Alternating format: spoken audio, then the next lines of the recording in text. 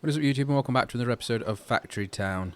I've just been doing a bit of cleaning up, and the general store and the food market need to be moved. For now, I'm just going to move them more central to the houses so that things can be delivered to them on the roads, but also I want to clear up this path a little bit as well because it's getting a bit messy. There will be a lot of moving about. I haven't played this game enough to sort of have a specific like template of how I build everything, where you would just start building it in the right places. What I'd like to do here is get sort of a turntable, or whatever you have them things at the airport, whatever they're called, where it goes round and round and round until you can collect it. The idea being then that the goods will come along, and there is currently fertilizer and... Is it fertilizer? No, it's not. It's animal feed. Yes. Animal feed and flour coming from the food mill. As it goes round, that pusher should push any of that flour into the building, and you can see the reason it's not working is because I've got them the wrong way around. The red and blue building is the food market. That's where that flour is supposed to go. The building there that's grey is the general store, and you don't sell food there. So I need to fix that ever so slightly. I mean, switching them round would be the best option, but I'm going to overcomplicate it lightly. Let's see. So this is what I came up with. A pusher here that will take the animal feed and pull it off, sending it straight into the pasture as like so. And then obviously this one will be for anything for the food market, which currently only on this belt is the flour. Then anything that's left over will be turned and basically just go around in a circle and rinse and repeat.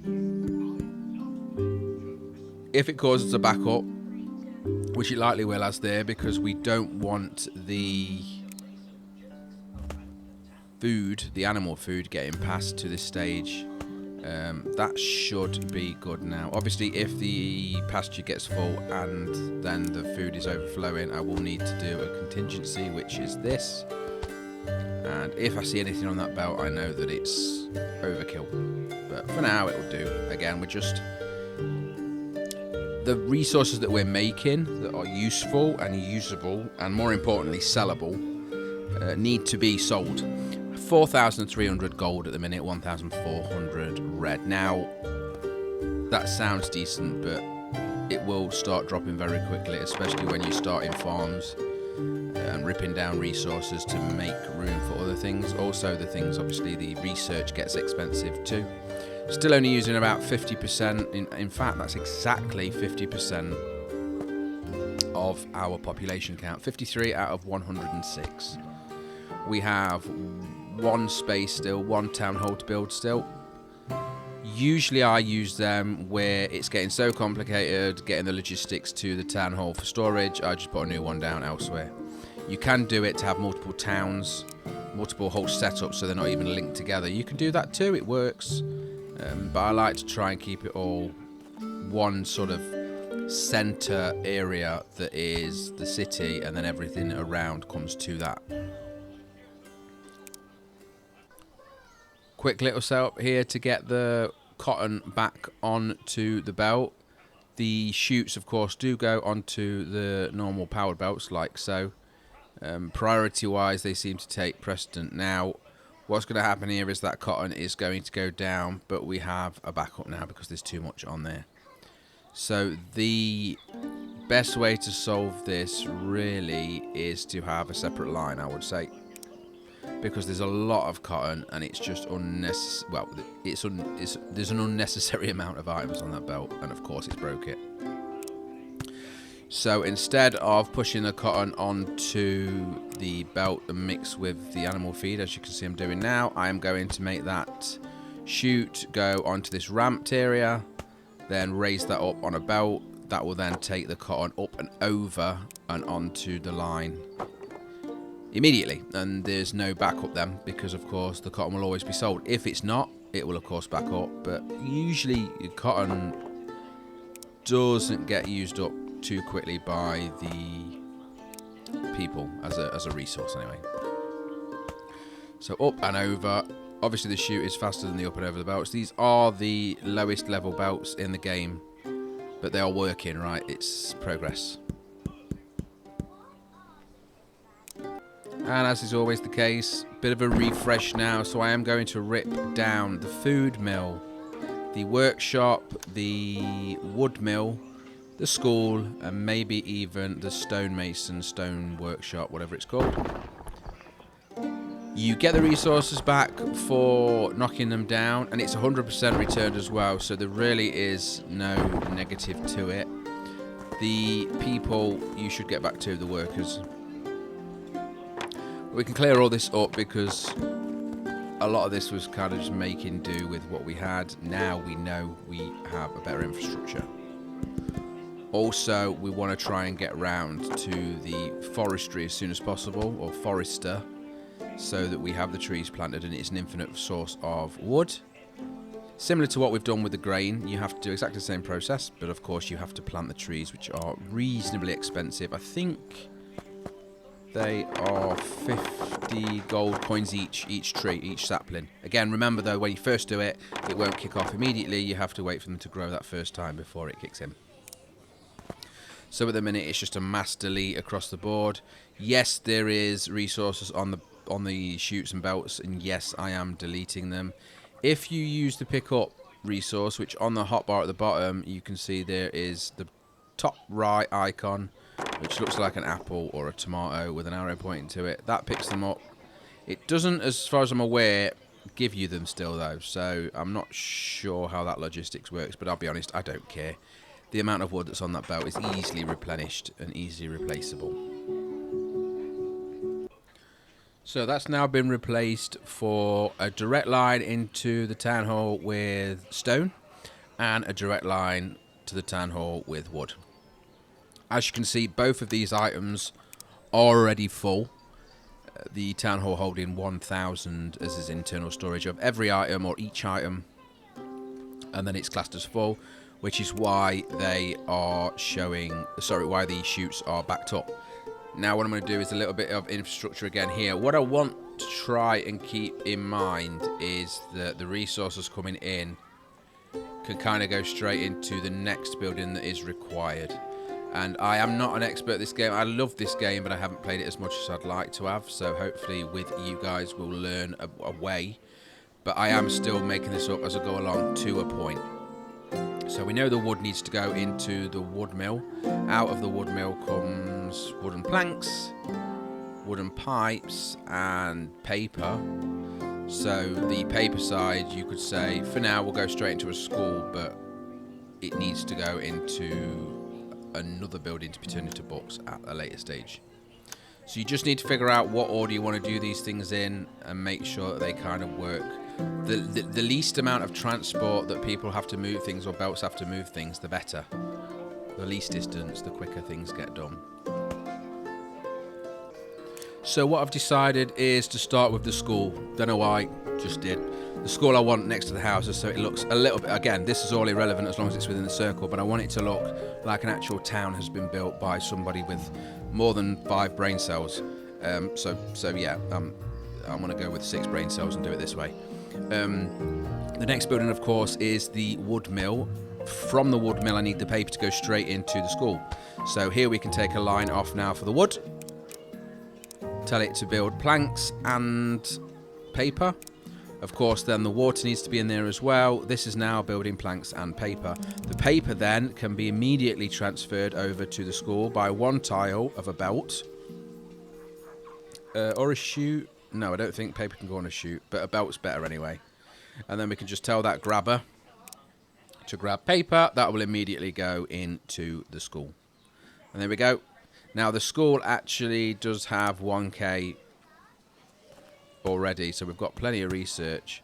The next grabber will come out of there and grab the planks, and the planks will go into the town hall. All we need to do now, and the good thing about this, is as these things are happening, all we need to do is make sure that that wood line stays full, and we know that everything then is being processed. If the wood line runs out, then we know we need more trees cutting down. Obviously, that will be the case where we are actually replacing the people cutting down trees in forests to an actual forestry setup. Hopefully sometime soon. Again, it uses a lot of gold though. So similar process. On the opposite side, I'm doing this similar thing with the stonemason.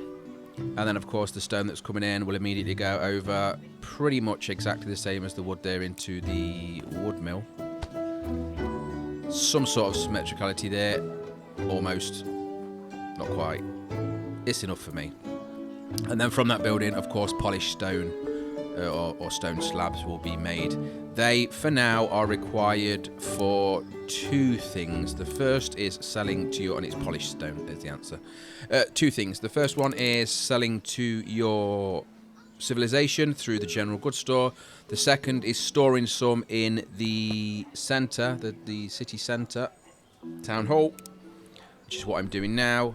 And they are used to make the roads, the cobblestone roads, which are a significant increase to the dirt roads. In fact, looking there, you can see that cart running on the stone roads is 2 to 3 times faster than it was on the dirt road. So it's definitely worth it. Next step now, while we wait for some of that stone and wood planks to store up, is to get over to these farms. Again, as I've already mentioned, this is the setup. I can get 3 in here nicely. I can raise that water and get more in if I need to, but at the minute, again, it's the logistics side of it. I'm just trying to do the basics. So for here, you need to throw down the farm tiles, or as many as I can afford. Almost enough. Remember, that is using stored fertilizer from your town hall or storage. It can be a barn or a silo as well. It can't be from an internal storage though, of course, from the building that makes it. So we're almost there. This one is likely going to be... I have absolutely no idea. I think it's going to be another food. Whether it be, for now, carrots, or I could do with a cotton one as well. We'll see. For now, I'm just actually figuring out the logistics, because what I need to do is get the fertilizer that you can see there coming out of that pasture over to this farm as well, because it needs both. It needs the fertilizer and the water before I can actually decide what I'm going to plant. There we go. A nice raised belt there will work. The area below, you technically can't grow anything on. I could make it higher, but for now I just want to do the basics. We can raise up belts to make them extra high at a later date. For now I just want it to be working. As you can see, as that fertilizer goes in, the lines on the fields get darker, which show they are in fact being fertilized, and then the actual whole tile gets darker when it is watered. So you can see all of those tiles now being fertilized and watered nicely. So we have, apart from the, missing 10 missing tiles, is that roughly, give or take? We have a decent amount of farm tiles down already. Just need to wait for a bit more fertilizer. And I can see on the hotbar in the top left hand corner, there's 33, so there should actually be enough to finish that, because we only need 20. And the answer is, as I said, second food is carrots. Now, carrots can't really be processed onto much. Simply or easily, I think is probably the best word to use, because to turn them into something else, you need to mix them with a few other things to make like a stew. So you need carrots, potatoes, maybe a meat, can't remember. It might be carrots, potatoes, and another vegetable actually. But for now, just giving the population just raw carrots and raw flour sounds hideous, but it's a decent start.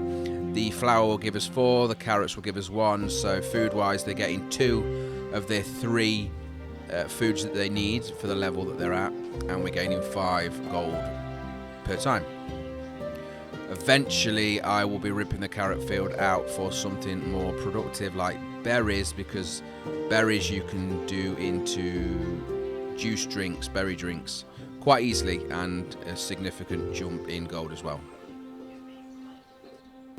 Getting down a workshop, and an example here is you can see that this row of logs is now running out. We don't have enough logs being picked to keep that line full, which means that something that's technically going to suffer And the item that will suffer mostly is the, oh, what's it called? Lumber mill thing. Yeah, lumber mill. So what I'm going to do is chuck in a few extra lines. I do need to flatten out the ground because, again, remember, these things do not go uphill. So I can take them downhill, but then not back uphill. So all I need to do is chuck in a few extra lines like so, and then 2 or 3 people on the end of each line, and we'll rip this forest down nicely. And there you go. It's backed up again. We have the building there as well, and as you can see, cotton going in there. That cotton is being turned into cotton. Yeah, being turned into cloth. We're also making wheels as well, which is where them carts are coming from, because you need 4 wheels per cart, obviously. I mean, you say obviously, but games don't normally do that, but this one it does. You do need 4 wheels per cart. So we've got a good make coming out here. Plenty of research paper coming out as well. Again, upgrading that will still be a significant change, but for now it should work. Wheel-wise, we're not producing loads, but I don't want that many carts anyway, because they are a bit crap in my opinion. They do move 4 items at once, and they are faster than the people, to my knowledge. But they also, as you can see, don't go through each other and get blocked very easily. They really don't like it when you don't have dual roads. So if you can see, I built that road and it will nicely drive around. If I put a 3rd one down, they will likely get stuck. And once they get stuck, they stop forever. And you don't realise it's a problem until everything stops working, which isn't the best way to figure something out. So to get some stock in, or more specifically, I need the wheels that are being made out of the building, because again the internal storage doesn't count. So the workshop needs to get rid of the wheels and put them into my town centre. I can then use them to make more items with the wheels. The upgraded part I'm doing now, you can see finally with that cloth being completed, I can make the cloth belts. So we've gone from the wooden belts to the cloth belts. They are significantly faster, and certainly where the game starts to get a lot more fun. Basically, I just need to use, or what I've decided to use is wheels, because the plank recipe is a bit more complex and requires more resources. So using wheels and the belts with the cloth, you then get a cloth belt. Now, it can use the internal storage to make the things. It's a bit silly how it does it, but it does work. And taking them all the way out to put them into a town centre to then bring them back to here again is a bit silly. So you can see them carts there are taking the goods and then putting the goods straight back in. So they're taking them out of the output and putting them into the import. It's dumb, and actually it will work without doing that. You just need to give it a bit of time to realise what it needs to do. When I did it, it wasn't working, but after a few seconds, it just kind of kicks in and figures itself out. All I need to do then is tell this exporting pipe for this really high belt here to actually only pull out the belts and leave the internal storage of cloth and wheels to make the belts.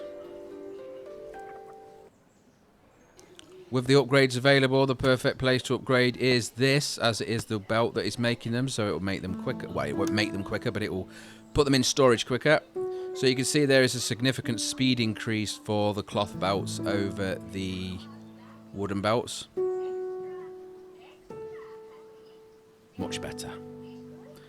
Just a few logistics now. I do have quite a lot of wheels stored that I don't, no I haven't, 27. 27 wheels in the storage of the town hall. I could use them to make a few extra belts. But to be honest, I'm going to hold on to them to make wagons when I need to. Okay, so this is a bit cheesy McCheese pants, but to get these carrots out, instead of putting in a wonky belt that will work, but I'm not going to keep it for carrots for very long, instead I've just decided to hire, what is that, 10 people?